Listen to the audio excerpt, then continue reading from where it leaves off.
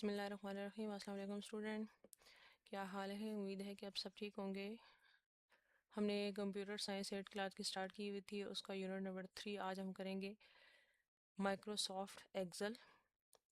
Microsoft Excel का objective solve करते हैं।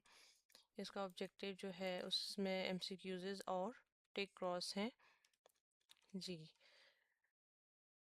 Multiple choice question, tick the correct answer. This in the interaction of rows and column in a worksheet is called.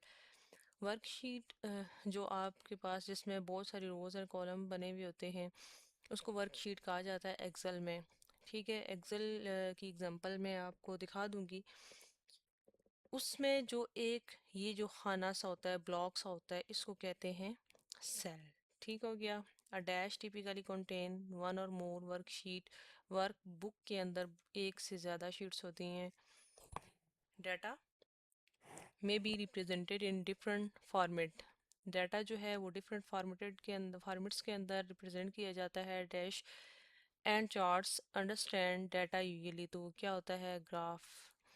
Functions are formulas writing in name. ठीक हो गया।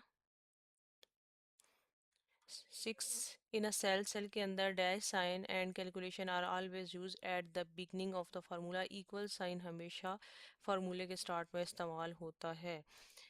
MCQs number 7 है, Excel come with the built in function. Which of the following allow you to make logical comparisons between a value के दरमियान if function। जहाँ पर आपके पास क्या आ जाती है चॉइस के, अगर ये चीज़ है तो ये हो सकती है, अगर ऐसा नहीं है तो ये होगा। ठीक हो गया।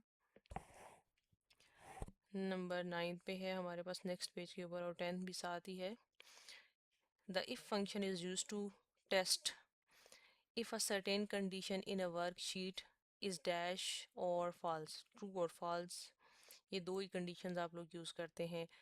10th यानी कि last one, dash are also commonly known as a graph. Chart को आप एज अ ग्राफ के तौर पर इस्तेमाल कर सकते हैं एक्सेल के अंदर। ठीक हो गया।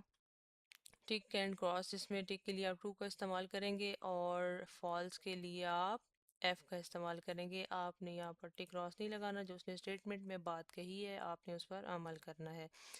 M S Excel is spreadsheet software, ये एक स्प्रेडशीट सॉफ्टवेयर है, तो ये बात उसकी क्या है, ठीक है।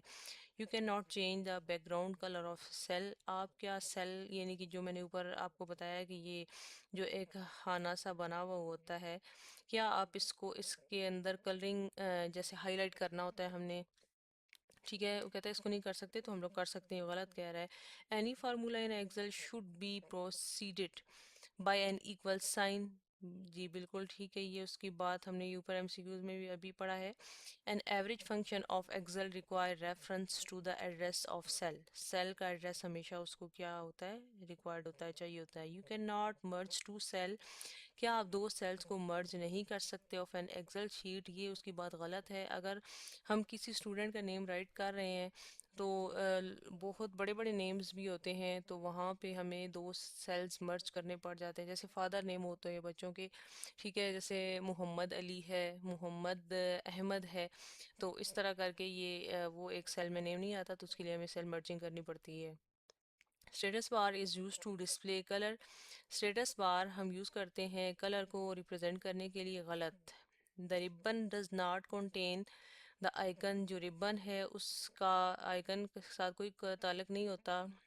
और ये टूल बार फॉर कमांड्स, गलत है, उसके पास काफ़ी सारे आइकन्स होते हैं जो कि हम वहाँ से इस्तेमाल कर रहे होते हैं। ठीक हो गया। ये हमारे एमसीक्यूज़ एंड टिक क्रॉस यहाँ तक सॉल्व हो गए हैं। ये छोटी सी वीडियो थी।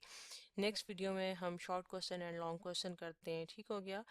चैनल को सब्सक्राइब कीजिएगा, दुआ में याद रखिएगा। तब तक के लिए अल्लाह हाफिज़।